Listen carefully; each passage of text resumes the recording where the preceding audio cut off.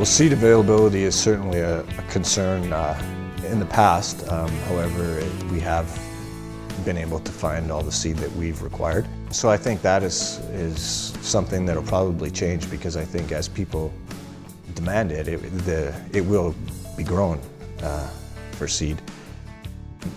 Disease, I think it's a really good crop. Compared to barley, I think the tolerance, in combination from a standpoint of a rotation, I think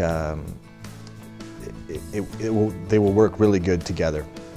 And from the standpoint of barley versus triticale, in a swath grazing scenario, I think the triticale is a little bit more user-friendly to the cows from the standpoint, it's a better complete ration over barley.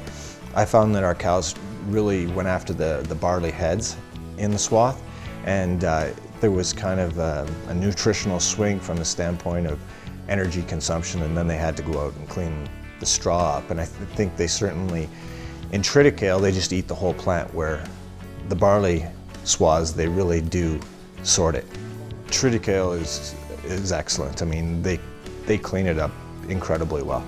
Over barley, I mean, they will clean barley if you force them to, but I don't think that it is as palatable in the end as what triticale is. We did not notice any issues with any disease so far, and so management has not been an issue. I think it's an extremely low risk, and the return, I think, it far exceeds the corn scenario. The yields, I mean, from a standpoint of cost of growing triticale and the yield that you get out of it, my experience has been exceptional. We've got close to 200, 225 days per acre. So, you know, everybody that I've ever spoken to is quite happy with 200 days per acre on corn. So, I mean, the triticale crop for me is as big a crop probably as what we can grow. And its ability to be diversified from a standpoint of weather conditions is exceptional. Yeah, we will definitely continue using triticale in a swath grazing scenario, and certainly we will be looking at it, growing triticale to incorporate into our silage program, mainly because of the disease tolerance and yield potential.